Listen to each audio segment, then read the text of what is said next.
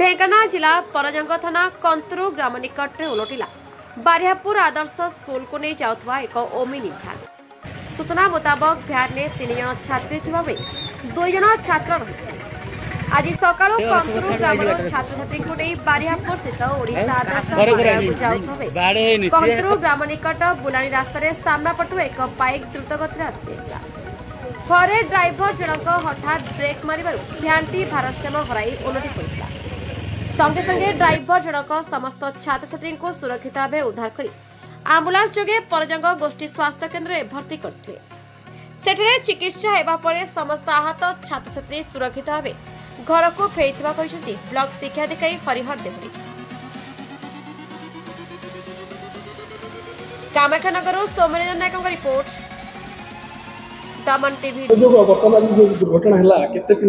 दुर्घटना जो आम दुखित जहाँ भाग्य भल आम मानकर कहार किसी पिलामानकर एमती होनी से आशु चिकित्सा डॉक्टर सागर आम एडवाइस कलु जे पिलामानकर सेमती किसी विशेष असुविधा है पिलामाननको माइनर ट्रिटमेंट है पिलामाननको घर को छाड़ दिया जाए।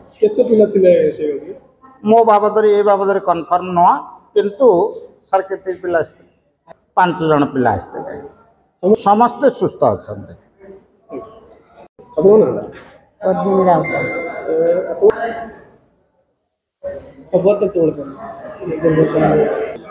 जो टाइम देखी नी 9:30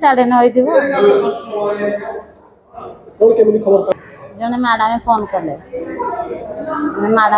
कले तुम पुओ जो आसुले गाड़ी एक्सीडेंट किसी भी है आम पाखे अच्छु डॉक्टर मेडिकल आम नहीं सारे ना तुम आस आम सांगे सांगे आसिलु। पुओर बांती टे गला सांगे सांगे मुंडा बाड़े कम बांती हो जाए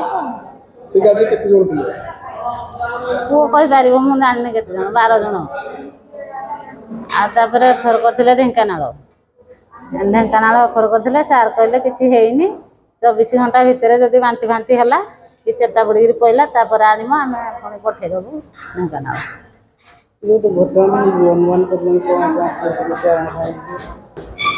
सबुदिन ड्राइवर पिला को धरिकी आसे केवे किसी है दैव दुर्घटना कि कौन आम जानी कौन कहीपर सार 2000 टका मास को दौर 2000 टका गाड़ी भड़ा दे पिला को आम छाड़।